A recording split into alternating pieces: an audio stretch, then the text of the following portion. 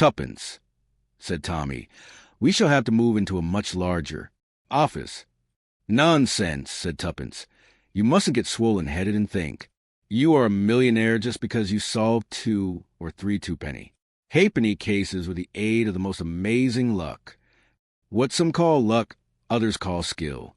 Of course, if you really think you are Sherlock Holmes, Thorndyke, McCarty, and the brothers Oakwood all rolled into one, there is no more to be said. Personally, I would much rather have luck on my side than all the skill in the world." "Perhaps there is something in that," conceded Tommy. "All the same, Tuppence, we do need a larger office." "Why?" "The classics," said Tommy. "We need several hundreds of yards of extra bookshelf if Edgar Wallace is to be properly represented. We haven't had an Edgar Wallace case yet." "I am afraid we never shall," said Tommy. "If you notice, he never does give the amateur sleuth much of chance. It is all stern Scotland Yard. Kind of stuff the real thing, and no base counterfeit." Albert, the office boy, appeared at the door. "Inspector Marriott to see you," he announced. "The mystery man of Scotland Yard," murmured Tommy. "The busiest of the busies," said Tuppence. "Or is it noses? I always get mixed between busies and noses." The inspector advanced upon them with a beaming smile of welcome. "Well, and how are things?" he asked breezily. "None the worse for our little adventure the other day." "Oh, rather not," said Tuppence. Too marvelous, wasn't it?" "Well, I don't know that I would describe it exactly that way myself," said Marriott cautiously. "What has brought you here today, Marriott?" asked Tommy. "Not just solicitude for our nervous systems, is it?" "No," said the inspector. "It is work for the brilliant Mr. Blunt." "Ha!" said Tommy. "Let me put my brilliant expression on. I have come to make you a proposition, Mr. Beresford. What would you say to rounding up a really big gang?" "Is there such a thing?" asked Tommy. "What do you mean, is there such a thing?" "I always thought that gangs were confined to fiction like master crooks and super criminals." "The master crook isn't very common," agreed the inspector. "But, Lord bless you, sir, there's any amount of gangs knocking about." "I don't know that I should be at my best dealing with a gang," said Tommy. "The amateur crime, the crime of quiet family life, that is where I flatter myself that I shine. Drama of strong domestic interest. That's the thing with Tuppence at hand, supply all those little feminine details, which are so important, and so apt to be ignored by the denser male." His eloquence was arrested abruptly, as Tuppence threw a cushion at him, and requested him not to talk nonsense. "We'll have your little bit of fun, won't you, sir?" said Inspector Marriott, smiling paternally at them both. "If you'll not take offense at my saying so, it's a pleasure to see your people enjoying life as much as you. Do we enjoy life?" said Tuppence, opening her eyes very wide. "I suppose we do. I've never thought about it before." "To return to that gang you were talking about," said Tommy, "in spite of my extensive private practice, duchesses, millionaires, and all the best, charwomen and I might perhaps condescend to look into the matter for you. I don't like to see Scotland Yard at fault. You'll have the Daily Mail after you before you know where you are. As I said before, you must have your bit of fun. Well, it's like this." Again, he hitched his chair forward. "There's any amount of forged notes going about just now, hundreds of 'em, the amount of counterfeit. Treasury notes in circulation would surprise you. Most artistic bit of work it is. Here's one of 'em." He took a £1 note from his pocket and handed it to Tommy. "Looks all right, doesn't it?" Tommy examined the note with great interest. "By Jove, I'd never spot there was anything wrong with that. No more would most people. Now, here's a genuine one. I'll show you. The differences very slight they are, but you'll soon learn to tell them apart. Take this magnifying glass." At the end of 5 minutes coaching, both Tommy and Tuppence were fairly expert. "What do you want us to do, Inspector Marriott?" asked Tuppence.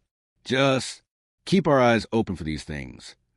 "A great deal more than that, Mrs. Beresford. I'm pinning my faith on you to get to the bottom of the matter." You see, we discovered that. The notes are being circulated from the West End. Somebody pretty high up in the social scale is doing the distributing. They're passing them. The other side of the channel as well. Now, there's a certain person who is interesting us very much. A Major Laidlaw, perhaps you've heard the name. I think I have, said Tommy. Connected with racing, isn't that it? Yes. Major Laidlaw is pretty well known in connection with the turf. There's nothing actually against him, but there's a general impression that he's been a bit too smart over one or two rather shady transactions. Men in the know look queer when he's mentioned. Nobody knows much of his past or where he came from. He's got a very attractive French wife who's seen about everywhere with a train of admirers. They must spend a lot of money, the Laidlaws, and I'd like to know where it comes from. Possibly from the train of admirers, suggested Tommy. That's the general idea, but I'm not so sure. It may be coincidence, but a lot of notes have been forthcoming from a certain very smart little gambling club, which is much frequented by the Laidlaws and their set. This racing, gambling set get rid of a lot of loose money in notes. There couldn't be a better way of getting it into circulation. And where do we come in? This way. Young St. Vincent and his wife are friends of yours. I understand. They're in pretty thick with the Laidlaw set, though not as thick as they were. Through them it will be easy for you to get footing. In the same set in a way that none of our people could tempt. There's no likelihood of their spotting you. You'll have an ideal opportunity. What have we got to find out exactly? Where they get the stuff from, if they are passing it. Quite so, said Tommy.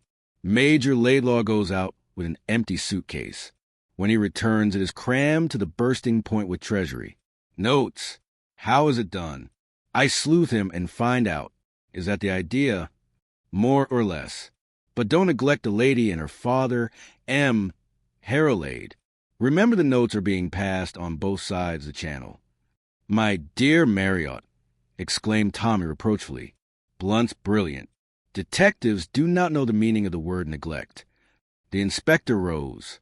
Well, good luck to you, he said and departed. Slush, said Tuppence enthusiastically.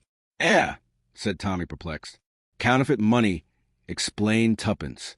It is always called slush. I know I'm right. Oh, Tommy, we've got an Edgar Wallace case. At last, we are busies. We are, said Tommy, and we are out to get the crackler, and we will get him good. Did you say the cackler or the crackler? The crackler? Oh, what is a crackler? A new word that I have coined, said Tommy, descriptive of one who passes false notes into circulation. Bank notes crackle. Therefore he is called a crackler. Nothing could be more simple. That is rather a good idea, said Tuppence. It makes it seem more real. I like the rustler myself. Much more descriptive and sinister. No, said Tommy. I said the crackler first, and I stick to it. I shall enjoy this case, said Tuppence. Lots of nightclubs and cocktails in it. I shall buy some eyelash black tomorrow. Your eyelashes are black already, objected her husband. I could make them blacker, said Tuppence, and cherry lipstick would be useful too, that ultra-bright kind. Tuppence, said Tommy, you're a real rake of heart. What a good thing.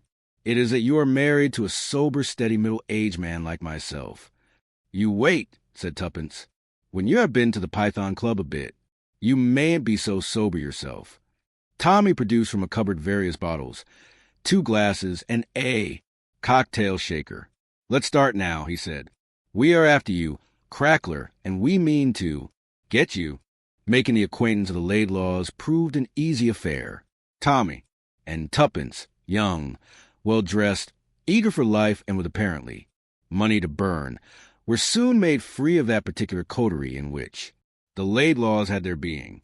Major Laidlaw was a tall, fair man, typically English in appearance, with a hearty, sportsmanlike manner, slightly belied by the hard lines round his eyes and the occasional quick sideways glance that assorted oddly with his supposed character. He was a very dexterous card player, and Tommy noticed that when the stakes were high, he seldom rose from the table a loser.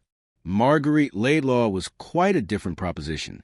She was a charming creature, with the slenderness of a wood nymph and the face of A. Groy's picture. Her dainty broken English was fascinating, and Tommy felt that it was no wonder most men were her slaves. She seemed to take a great fancy to Tommy from the first, and playing his part, he allowed himself to be swept into her train. "My Tommy," she would say, "but positively I cannot go without my Tommy. His air, he is the color of the sunset, eat he not." Her father was a more sinister figure, very correct, very upright, with his little black beard and his watchful eyes. Tuppence was the first to report progress. She came to Tommy with 10 1-pound notes. "Have a look at these. They're wrong, yes, aren't they?" Tommy examined them and confirmed Tuppence's diagnosis. "Where did you get them from?" "That boy, Jimmy Faulkner. Marguerite Laidlaw gave them to him to put on a horse for her. I said I wanted small notes and gave him a tenner in exchange." "All new and crisp," said Tommy thoughtfully. "They can't have passed through many hands. I suppose young Faulkner's all right?" "Jimmy? Oh, he's a dear. He and I are becoming great friends." "So I have noticed," said Tommy coldly. "Do you really think it is necessary?" "Oh, it isn't business," said Tuppence cheerily. "It's pleasure. He's such a nice boy. I'm glad to get him out of that woman's clutches. You've no idea the amount of money she's cost him. It looks to me as though he were getting rather a pash for you. Tuppence, I've thought the same myself sometimes. It's nice to know one still young and attractive, isn't it? Your moral tone, Tuppence, is deplorably low. You look at these things from the wrong point of view." "I haven't enjoyed myself so much for years," declared Tuppence shamelessly. "And anyway, what about you? Do I ever see you nowadays? Aren't you always living in Marguerite Laidlaw's pocket?" "Business," said Tommy crisply. "But she is attractive, isn't she?" "Not my type," said Tommy. "I don't admire her." "Liar," laughed Tuppence. "But I always did think I'd rather marry a liar than a fool." "I suppose," said Tommy, "that there's no absolute necessity for a husband to be either?" But Tuppence merely threw him a pitying glance and withdrew. Amongst Mrs. Laidlaw's train of admirers was a simple but extremely wealthy gentleman of the name of Hank Ryder. Mr. Ryder came from Alabama, and from the first he was disposed to make a friend and confidant of Tommy. "That's a wonderful woman, sir," said Mr. Ryder, following the lovely Marguerite with reverential eyes, plumb full of civilization. "Can't beat la gay France, can you? When I'm near her, I feel as though I was one of the Almighty's earliest experiments." I guess he'd got to get his hand in before he attempted anything so lovely as that perfectly lovely woman. Tommy agreeing politely with these sentiments, Mr. Ryder unburdened himself still further. "Seems kind of shame a lovely creature like that should have money." "Worries? Has she?" asked Tommy. "You bet your life she has. Queer fish Laidlaw. She's skeered of him. Told me so. Daren't tell him about her little bills." "Are they little bills?" asked Tommy. "Well, when I say little, after all, a woman's got to wear clothes, and the less there are of them, the more they cost, the way I figure it out. And a pretty woman like that doesn't want to go about in last season's goods. Cards, too. The poor little thing's been mighty unlucky at cards. Why, she lost 50 to me last night." "She won 200 from Jimmy Faulkner the night before," said Tommy drily. "Did she indeed? That relieves my mind some. By the way, there seems to be a lot of dud notes floating around in your country just now. I paid in a bunch at my bank this morning, and 25 of them were down and outers, so the polite gentleman behind the counter informed me. That's rather a large proportion. Were they new looking? New and crisp as they make 'em. Why, they were the ones Mrs. Laidlaw paid over to me, I reckon. Wonder where she got 'em from. One of these. Toughs on the race course, as likely as not." Yes, said Tommy. Very likely. You know, Mr. Beresford, I'm new to this sort of high life. All these swell dames and the rest of the outfit only made my pile a short while. Back. Came right over to Europe to see life. Tommy nodded. He made a mental note to the effect that with the aid of Marguerite Laidlaw, Mr. Ryder would probably see a good deal of life and that the price charged would be heavy. Meantime, for the second time, he had evidence that the forged notes were being distributed pretty near at hand, and that in all probability, Marguerite Laidlaw had a hand in their distribution. On the following night, he himself was given a proof. It was at that small select meeting place mentioned by Inspector Marriott. There was dancing there, but the real attraction of the place lay behind a pair of imposing folding doors. There were 2 rooms there, with green baize covered tables, where vast sums changed hands nightly. Marguerite Laidlaw, rising at last ago, thrust a quantity of small notes into Tommy's hands. They are so bulky, Tommy will change them, yes? A bead note. See my so sweet little bag. It bulges him to distraction. Tommy brought her the 100-pound note she asked for. Then in a quiet corner, he examined the notes she had given him. At least a quarter of them were counterfeit. But where did she get her supplies from? To that he had as yet no answer. By means of Albert's cooperation, he was almost sure that Laidlaw was not the man. His movements had been watched closely and had yielded no result. Tommy suspected her father, the saturnine M. Harrowlade. He went to and fro to France fairly often. What could be simpler than to bring the notes across with him? A false bottom to a trunk, something of that kind. Tommy strolled slowly out of the club, absorbed in these thoughts, but was suddenly recalled to immediate necessities. Outside in the street was Mr. Hank P. Ryder, and it was clear at once that Mr. Ryder was not strictly sober. At the moment, he was trying to hang his hat on the radiator of a car and missing it by some inches every time. This goddarn hatchstand, said Mr. Ryder, tearfully. Not like that in the States. Man can hang up his hat every night, sir. You're wearing 2 hatches.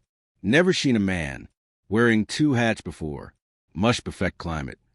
Perhaps I've got 2 heads, said Tommy gravely. Show you have, said Mr. Ryder. That's odd. That's remarkable FAC. Let's have a cocktail.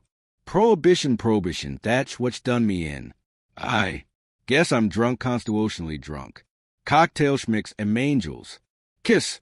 That's Marguerite, lovely creature. Fawn, oh me too. Horse's neck.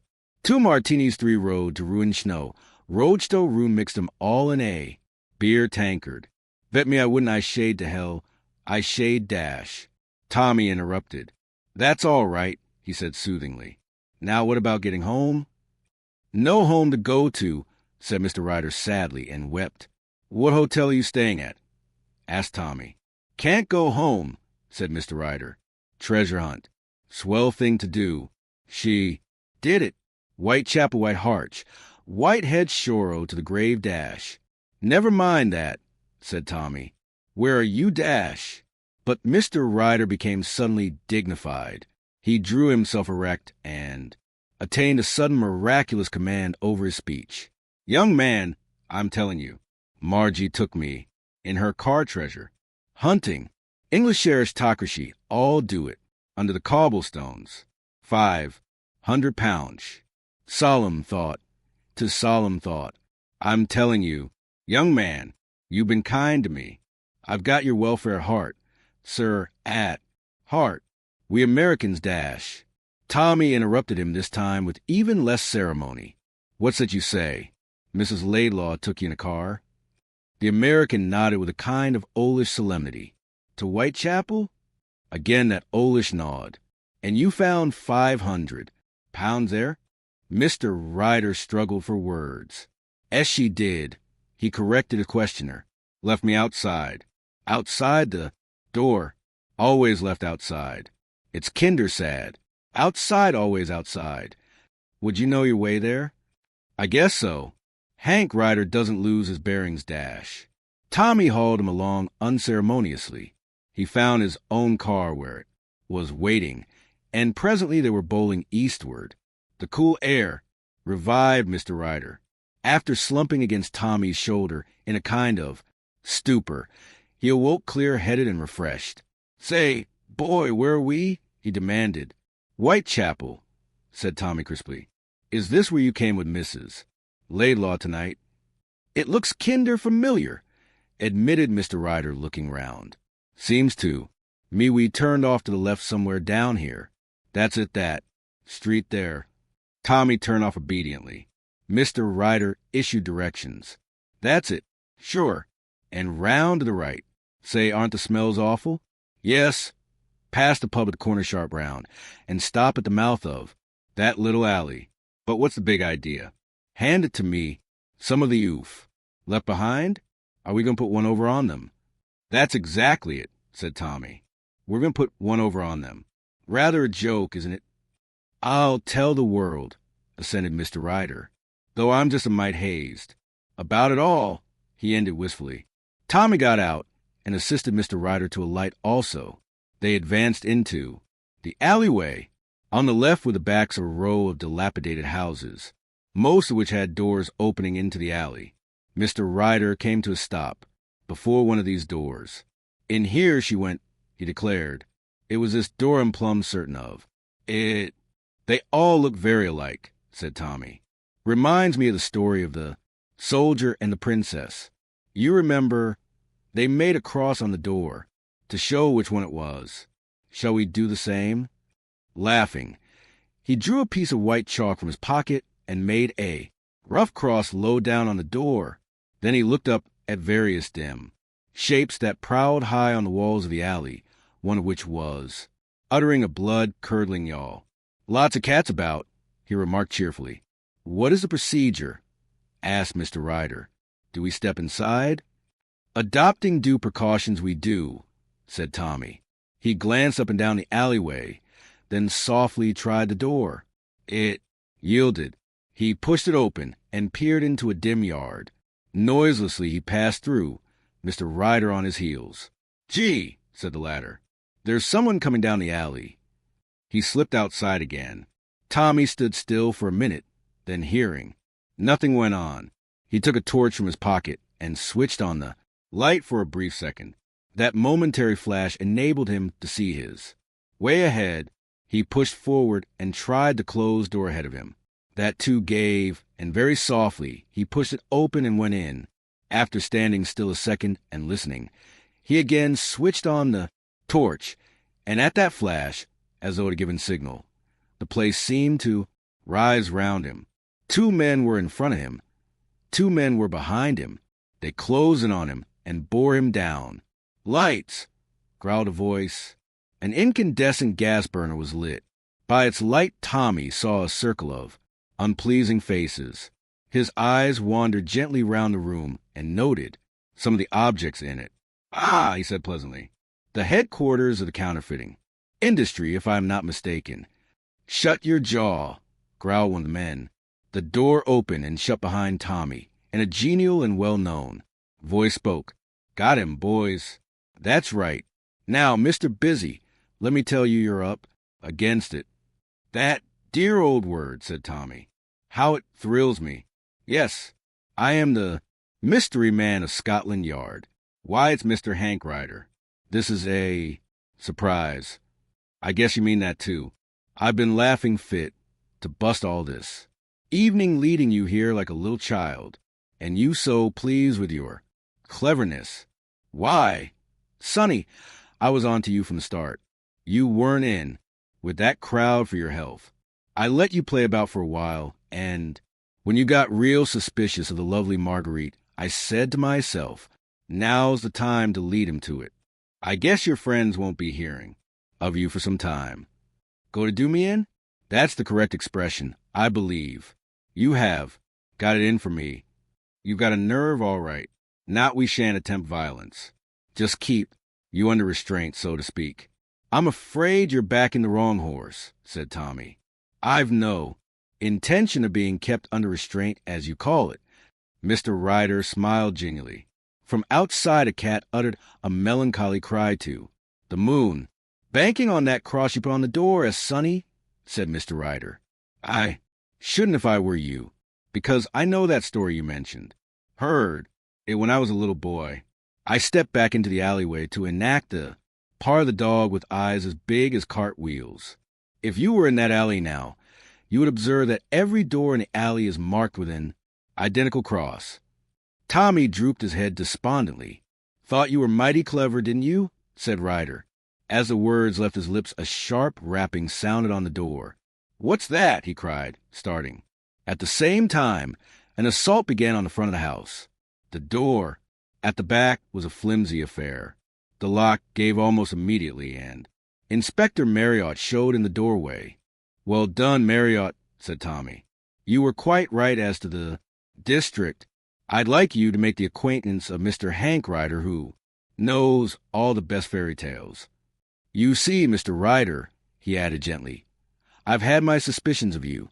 Albert, that important-looking boy with the big ears, is Albert, had orders to follow on his motorcycle if you and I went off joy riding at any time, and whilst I was ostentatiously marking a chalk cross on the door, to engage your attention, I also emptied a little bottle of valerian on the ground.